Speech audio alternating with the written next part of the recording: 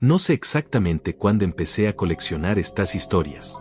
Quizás cuando escuché la primera, hace ya más de 7 años, en una gasolinera de turno de madrugada en el kilómetro 47 de la carretera nacional. El hombre que me la contó llevaba 12 horas conduciendo. Tenía los ojos muy abiertos, pero no de cansancio. Era otra cosa. Era la mirada de alguien que ha visto algo que el cerebro todavía no sabe cómo archivar. Lo que tienes en tus manos no es ficción. No me interesa la ficción. Lo que tienes son testimonios, recopilados durante años entre conductores, policías de carretera, operarios de mantenimiento, camioneros, estudiantes, madres. Gente común que recorrió el mismo tramo de asfalto y se llevó algo de vuelta que no traían al partir. La carretera nacional, tramo 0, 89 kilómetros entre la salida de la ciudad y el cruce de El Algarrobo. No tiene nada de particular si la ves en un mapa. Hay bosque a ambos lados. Un río que cruza por debajo en el kilómetro 31. 3 gasolineras. Un par de áreas de descanso. Nada que justifique lo que te voy a contar. He cambiado algunos nombres. Alguna fecha. No por proteger a nadie de la vergüenza. Lo hice porque hay personas que todavía conducen ese tramo y no saben lo que saben. Y hay otras que ya no conducen. Nunca más. Léelo de noche. En silencio. Y cuando termines, mira el retrovisor. Yo hago ese trayecto desde hace 11 años. Conozco cada curva, cada mancha de luz, cada zona donde el asfalto cambia de color porque lo remendaron mal. Era un martes de noviembre, creo. Las 11 de la noche, quizás las 11:15. No había nadie en la carretera. En ese tramo, a esa hora, nunca hay nadie. Puse música para no dormirme. Llevaba desde las 6 de la mañana trabajando y el cuerpo pedía cama, pero aún me quedaban 40 minutos de camino. La radio funcionaba bien. Un programa de madrugada, voz grave, noticias de poca importancia. Lluvia ligera contra el parabrisas. Todo normal. En el kilómetro 22 noté que hacía más frío dentro del coche. No mucho. Solo unos grados. Pensé que había dejado abierta una rendija de la ventanilla y la cerré. El frío no desapareció. Fue en el 29 cuando miré el retrovisor por inercia, como hacemos todos cada cierto tiempo. Y lo vi. Un segundo. Menos que un segundo, tal vez. La silueta de alguien sentado en el asiento trasero. Hombros anchos. La cabeza girada hacia la ventanilla izquierda, como si mirara el bosque. No vi cara. No vi manos. Solo la forma oscura de alguien que no debería estar ahí. Frené en seco. El coche derrapó un poco sobre el asfalto mojado. Me giré. El asiento estaba vacío. Había un libro de mapas que llevo siempre ahí. Un abrigo doblado. Nada más. Me quedé parado 10 minutos con las luces encendidas. Nadie pasó. Nadie paró a preguntarme si me pasaba algo. Seguí conduciendo porque no sabía qué otra cosa hacer, pero mantuve los ojos fijos al frente. No volví a mirar el retrovisor en 40 kilómetros. Cuando llegué a casa, mi mujer me preguntó si me encontraba bien. Le dije que sí. Era mentira. Lo que no le conté es que, al aparcarme, antes de bajar del coche, sentí que algo cambiaba de peso en el asiento de atrás. Como alguien que se levanta. Trabajo en el hospital del otro lado de la sierra. Llevo 12 años haciendo turnos de noche y el trayecto de vuelta a casa siempre es por la nacional. A las 6 de la mañana, cuando el cielo todavía no sabe si quiere amanecer, esa carretera tiene una luz extraña. Anaranjada y fría al mismo tiempo. Los árboles parecen más altos. Esa mañana de febrero vi a alguien en el arcén. Un hombre, de espaldas, caminando en el mismo sentido que yo conducía. Llevaba ropa oscura. Nada de chaleco reflectante, nada de linterna. Lo iluminé sin querer con los faros y ralenticé porque en esa zona no hay forma de que nadie camine, no hay pueblo cerca, no hay área de descanso. Solo bosque. Pasé a su lado despacio. Giré la cabeza para verle la cara. No la tenía vuelta hacia mí. La seguía teniendo hacia el frente, caminando. Pero lo que me heló fue otra cosa, su sombra. El sol todavía no había salido del todo, pero los faros de mi coche proyectaban sombras largas sobre el asfalto. La del hombre iba en dirección contraria a la mía, como si la luz lo golpeara desde el lado opuesto, como si hubiera dos fuentes de luz que yo no veía. Seguí conduciendo. Aceleré. Miré por el retrovisor y el hombre seguía ahí, haciéndose más pequeño. Caminando. A los 2 kilómetros, lo vi de nuevo en el arcén. Delante de mí. Las mismas ropas. La misma postura, caminando en el mismo sentido. No había ningún desvío entre un punto y otro, ningún camino, solo asfalto recto y bosque a ambos lados. No paré, no llamé a la policía esa noche. Les diría que, exactamente, que un hombre había aparecido 2 veces en el mismo tramo sin haber corrido, que su sombra apuntaba al lugar equivocado. Me habían mandado a dormir. Mi trabajo consiste en revisar el estado de la señalización nocturna. Salgo a las 2 de la madrugada con la furgoneta de la empresa y recorro el tramo lentamente, anotando que paneles están fundidos, que marcas del suelo necesitan repintarse, que vallas presentan daños. Es un trabajo solitario. Me gusta el silencio. En el kilómetro 31, justo donde pasa el río por debajo del puente, tenemos instalada una cámara de vigilancia. No es mía, es de la Dirección General de Carreteras. Pero como estoy allí casi todas las noches, de vez en cuando descargo las grabaciones para ver si hay algún incidente que reportar, animales en la vía, accidentes menores, coches averiados. La noche del 14 de octubre descargué la grabación de las 3:07 de la mañana. La imagen es en blanco y negro, granulada, pero suficientemente clara. Se ve el puente, el arcén, los árboles al fondo. A las 3:07:44, pasa un coche. Luces encendidas, velocidad normal. Nada llamativo. A las 3:07:52, 8 segundos después, aparece una figura en el centro del carril. Está de pie, mirando hacia la cámara. No se mueve. La resolución no permite distinguir rasgos. Pero hay algo que me hizo ver ese segmento 20 veces. La figura no tiene sombra. Los focos del puente están encendidos y todo lo que hay en ese tramo proyecta sombra. Los postes, las señales, incluso los bichos que pasan volando cerca del objetivo. Pero esa figura no. Permanece quieta durante 4 minutos y 31 segundos. Luego la grabación hace un corte. No sé si fue un fallo de la memoria, un problema en el servidor o qué. El caso es que cuando vuelve la imagen, 16 segundos después, la figura ya no está. Lo reporté a la empresa. Me dijeron que probablemente era un problema de compresión de video. Un artefacto digital. Me mostraron ejemplos de cómo a veces los píxeles forman formas que parecen humanas. Lo que no me explicaron es por qué, en el audio de esa misma grabación, se escucha respiración durante los 4 minutos y 31 segundos que la figura permanece en el carril. La he escuchado muchas veces. No es viento, no es interferencia. Es una respiración lenta, regular, como la de alguien que está esperando. Tengo el archivo. Lo he guardado en 3 sitios distintos. Por si acaso, mi hija se llama Amara. Tiene 6 años. Es una niña seria, muy observadora, de esas que se fijan en cosas que los adultos ya no ven porque hace mucho que aprendimos a mirar sin ver. Volvíamos de casa de mis padres un domingo por la tarde. Noviembre. Oscurecía pronto. Amara iba despierta en el asiento trasero, con los auriculares puestos, viendo dibujos en la tableta. No estaba prestando atención a la carretera. En algún punto del trayecto, cerca del bosque de pinos que hay entre el kilómetro 19 y el 24, se quitó los auriculares y preguntó: «Mamá, ¿por qué ese señor nos sigue?». Miré el retrovisor. No había nadie. La carretera detrás de nosotras estaba vacía. Le pregunté a qué señor se refería. Señaló hacia su ventanilla.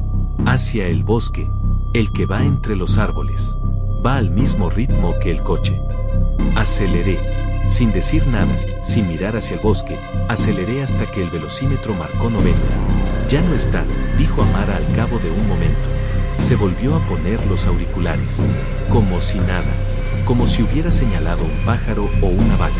Lo que me perturbó más que la historia no fue lo que dijo. Fue lo que añadió justo antes de quedarse dormida, ya cerca de casa, con la voz pastosa de quien se está yendo al sueño. «No pasa nada, mamá. Solo nos estaba contando». Le pregunté qué quería decir con contando. No respondió. Ya dormía.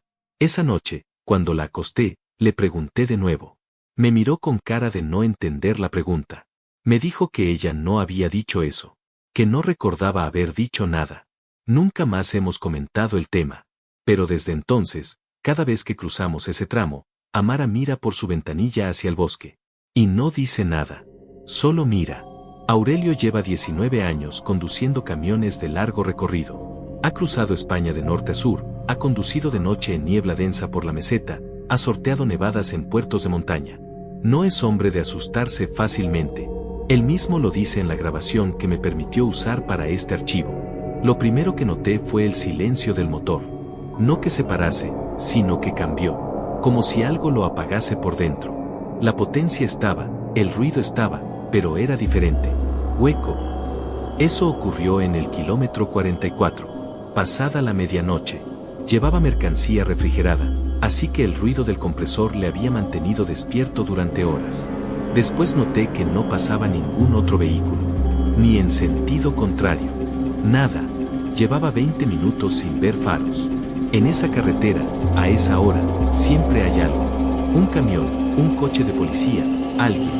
Aquella noche, nada. Paró en el área de descanso del kilómetro 51. Fue al baño. Cuando salió, el sol había salido. 3 horas y cuarto después de lo que marcaba su reloj. No me dormí. Lo sé porque me acuerdo de cada árbol de esa área de descanso. Me acuerdo de la máquina de café que no funcionaba. Me acuerdo de un cartel que decía próxima revisión, 14 de octubre, y yo pensé que ya había pasado esa fecha. No me dormí. Simplemente, hubo tiempo que no estuvo. 3 horas. Sin memoria. Sin sueño. Sin nada. Solo tiempo que se fue. Aurelio entregó la mercancía con retraso. Sus jefes le pusieron una penalización. Él no protestó. No porque aceptara la culpa, sino porque no tenía ninguna explicación que dar. 3 semanas después pidió la baja. Me dijo que no era por miedo, exactamente. Era por otra cosa.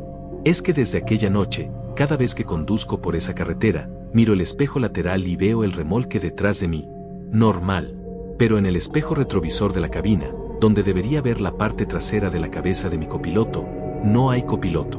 Siempre he ido solo. Pero el espejo muestra que hay alguien sentado a mi lado. De perfil. Mirando al frente. Aurelio no ha vuelto a conducir ese tramo. Me dijo, la última vez que hablé con él, que no piensa hacerlo. Que puede permitírselo.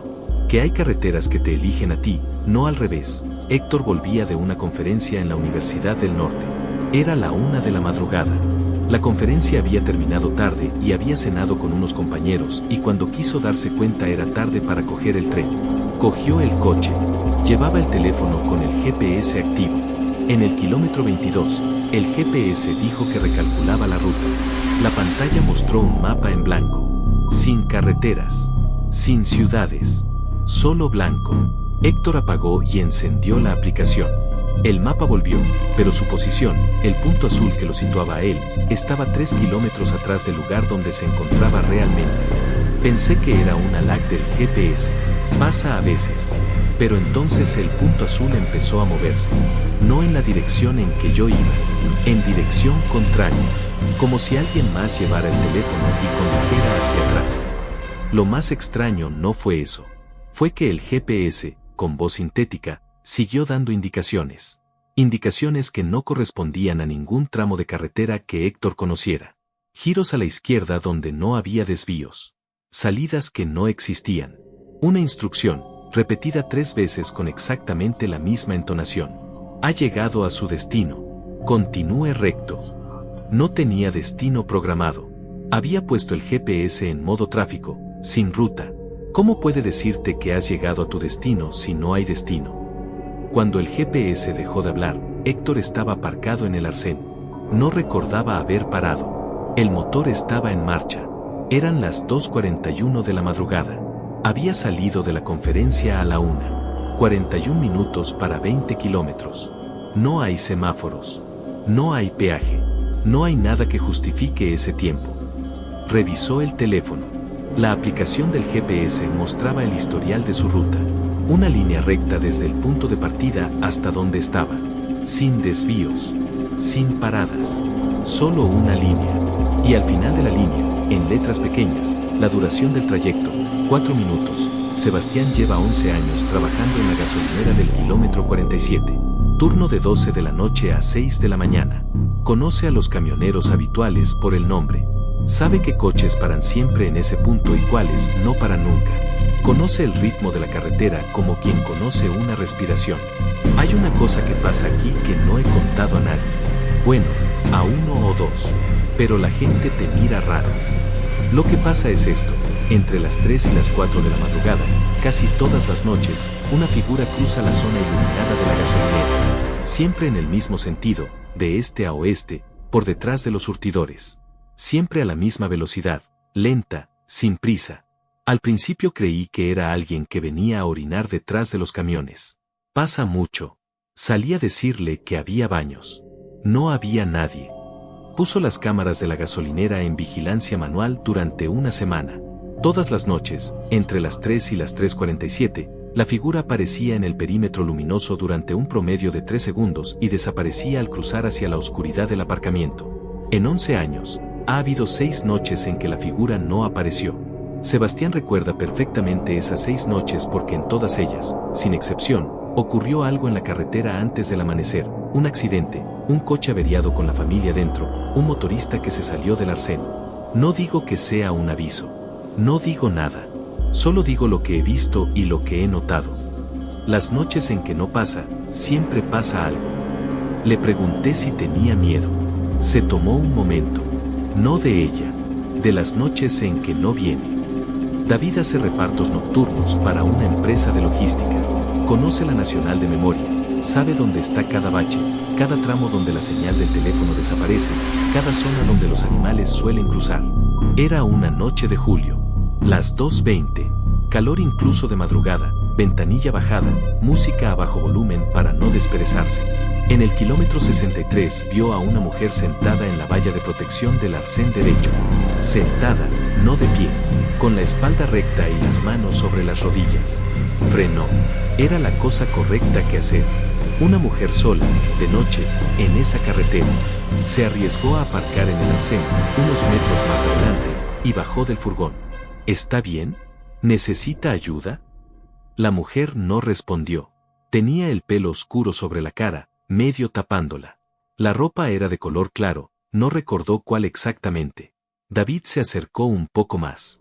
Mire, si está bien dígame algo, porque si no llamo a la policía de carretera. La mujer levantó la cabeza muy despacio. David me dijo que no podía describir su cara con precisión. No porque no la viera, sino porque había algo en ella que su mente no podía retener, como cuando intentas recordar la cara de alguien en un sueño y cada vez que la buscas se borra. Lo que sí recuerda es lo que dijo, con una voz completamente normal, sin urgencia, sin angustia. No me busques. Ya he llegado. David se quedó helado. Cuando quiso reaccionar, la mujer ya no estaba en la valla. No oyó pasos. No oyó nada. Miró hacia el bosque. Miró hacia el asfalto. Nada. Llamó a la policía de carretera. Llegaron 20 minutos después. Revisaron la zona con linternas. No encontraron nada. No había huellas en la tierra blanda del arcén. Ninguna. El agente le preguntó a David si había dormido bien últimamente. Mariela fue la primera persona que me habló de la carretera con la intención deliberada de documentarla. Ella también había oído historias y también las coleccionaba.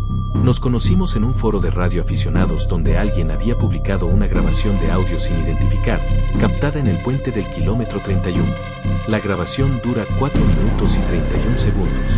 Mariela decidió ir a ese puente de noche con una grabadora digital. Fue a las 3 de la mañana de un miércoles de enero. Fue sola, cosa que yo le reproché después. Me dijo que precisamente por eso fue sola, con otra persona. El cerebro busca confirmación, busca compartir la experiencia, y eso distorsiona. Me puse debajo del puente, en el margen del río. Puedes acceder desde un camino de tierra que hay 200 metros antes. El agua del río hace ruido, pero es un ruido constante, blanco, fácil de aislar mentalmente. Grabó durante 45 minutos. Cuando reprodujo el audio en casa, encontró algo que no había escuchado mientras estaba allí. En el minuto 12, una voz. No decía palabras reconocibles. Era más una cadencia, un murmullo con forma de frase. Mariela lo filtró, lo amplificó, lo ralentizó. Es una enumeración. Alguien enumerando. Números, creo. O nombres. No puedo distinguir cuáles. Lo más perturbador, me dijo, fue el momento en que reconoció su propio nombre en la secuencia. Lo había escuchado 3 veces antes de darse cuenta. No estoy segura de que sea mi nombre. Quiero decir, podría ser otra palabra que suena parecida. Pero hay una parte de mí que sabe que es mi nombre. Y otra parte que prefiere creer que no. No ha vuelto al puente. No porque tenga miedo, sino porque cree que si vuelve, su nombre ya no estará en la lista, que habrá pasado algo. Le pregunté si me podía mandar la grabación. Me la mandó. La escuché. No voy a decir lo que escuché en el minuto 14. Fermín trabajó 12 años en el servicio de vigilancia de carretera. Conoce la nacional como la palma de su mano. Patrulló ese tramo cientos de noches. Atendió accidentes, conductores somnolientos, averías. Vio de todo. Lo que me contó no lo ha puesto en ningún informe. Hay un kilómetro, el 38, donde las radios de los coches patrulla fallan. Siempre. No importa el modelo, no importa el año. En ese punto, 30 segundos de silencio, y luego vuelve. Al principio lo achacábamos a la orografía del terreno, pero otros tramos con la misma orografía no tienen el problema. Solo ese. Durante esos 30 segundos, Fermín descubrió algo con el tiempo. Si conducías despacio y prestabas atención, podías escuchar algo en la estática. No siempre, pero a veces. Una vez escuché mi propio nombre, mi nombre completo, con los 2 apellidos. Nadie en ese canal conocía mis 2 apellidos. Es un canal cifrado de servicio. Pero lo que lo llevó finalmente a pedir el traslado fue otra cosa.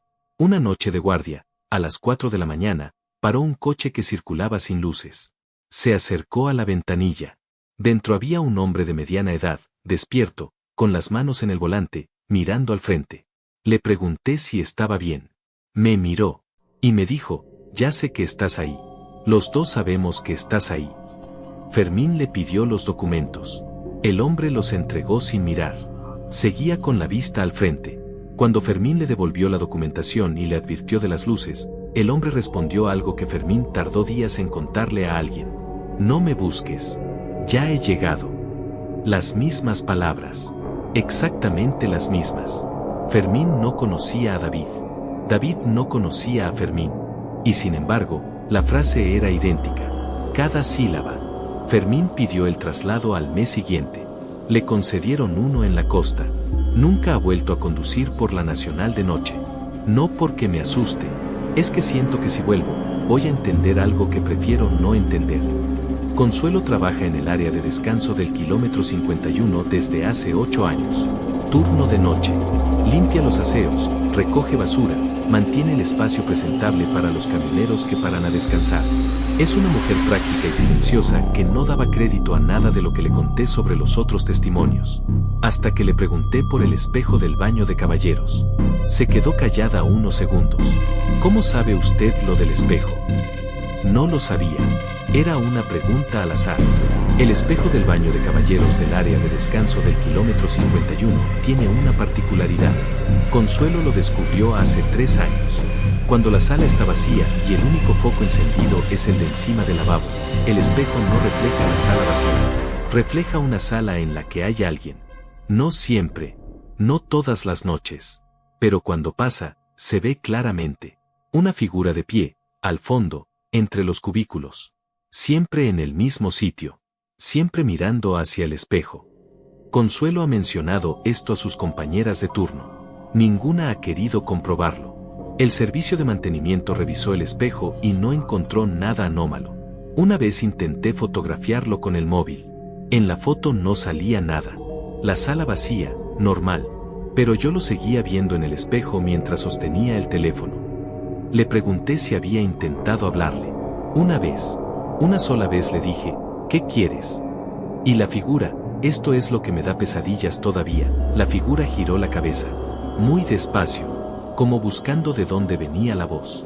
Y entonces supe que no me estaba mirando a mí, que miraba el espejo porque estaba buscando a alguien que todavía no había llegado. Beatriz no creía en nada de esto.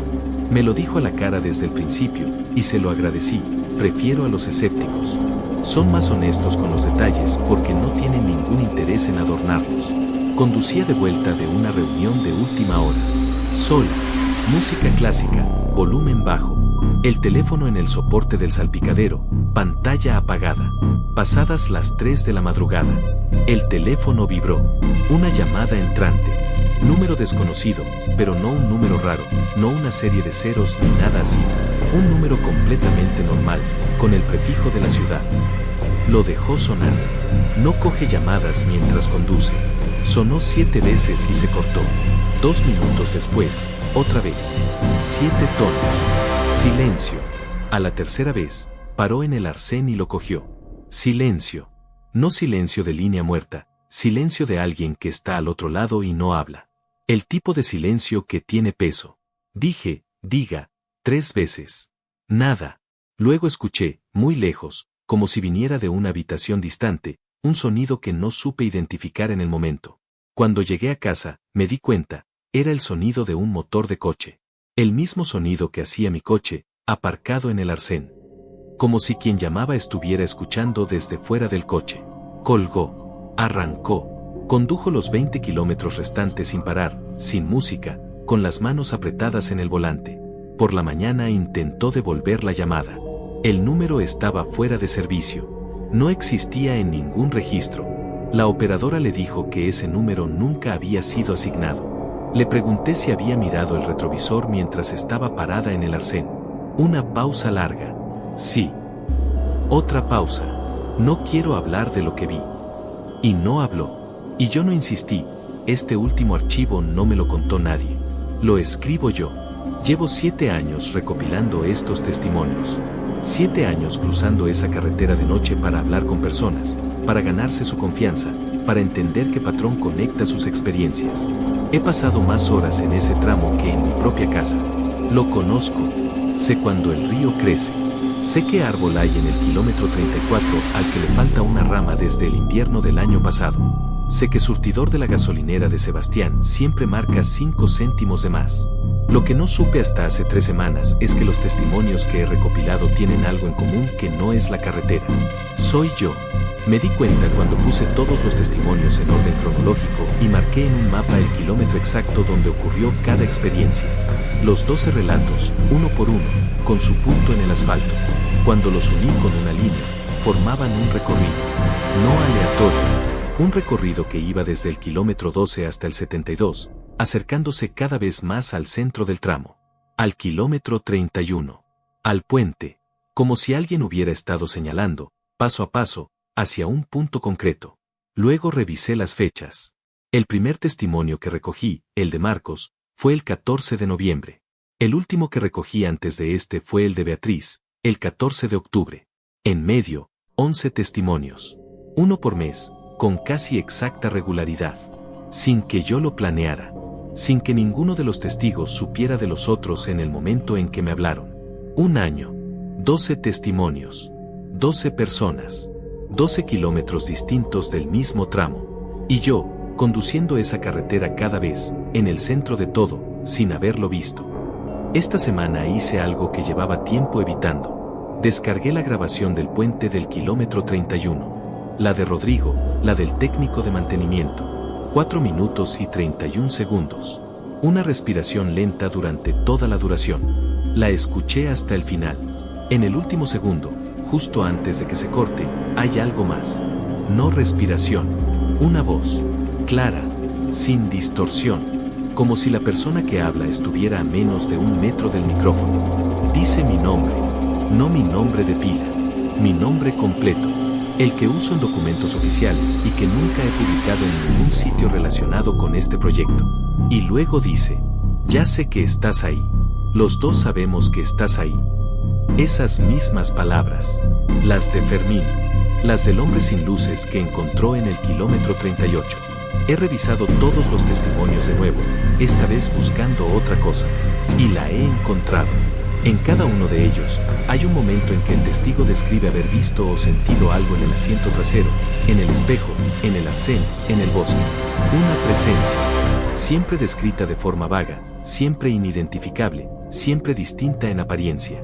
Pero hay un detalle que todos comparten y que ninguno mencionó explícitamente porque no creyeron que fuera relevante. La presencia siempre estaba mirando en la misma dirección. No mirando al testigo. No mirando la carretera. Mirando hacia el coche que venía detrás. El mío. Estuve 2 semanas sin conducir ese tramo. Luego volví. No porque hubiera resuelto algo, sino porque sentí que si no volvía, algo se completaría sin mí. Que era mejor estar presente. La noche que volví, a la altura del kilómetro 31, miré el retrovisor.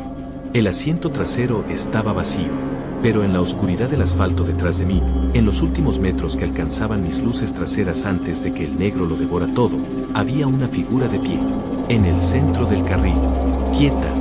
No la vi bien. No quería verla bien. Lo que sí vi, lo último que vi antes de acelerar y no mirar más, fue que tenía la cabeza girada, no mirándome a mí, mirando hacia el lado, hacia el bosque, como si señalara algo, como si me dijera dónde buscar. Todavía no he ido a mirar. Nota de cierre del recopilador. No sé si lo que conecta estos 12 testimonios es una entidad, un lugar, un estado mental colectivo, o algo para lo que todavía no tenemos nombre. Sé que la carretera sigue ahí, que cada noche, entre las 3 y las 4 de la madrugada, alguien la cruza y trae algo de vuelta que no traía al partir. No siempre lo saben, no siempre lo recuerdan, pero lo traen. He pensado mucho en lo que significa que todos ellos describieran la misma frase sin conocerse, que la presencia mirara siempre en la misma dirección, que los testimonios formaran, sin quererlo, un mapa que señala al kilómetro 31, al puente, al río que corre debajo. No he ido a mirar debajo del puente todavía. Cada semana me digo que esta semana lo haré, y cada semana algo me detiene. No el miedo, exactamente. Es otra cosa. Es la certeza de que algunas preguntas, una vez respondidas, no pueden deshacerse. Si has conducido esa carretera de noche. Si miraste el retrovisor en un momento en que no había razón para mirarlo. Si el aire dentro del coche se enfrió de repente.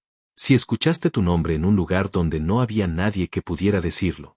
Escríbeme. Necesito saber si sigues ahí. O si ya has llegado.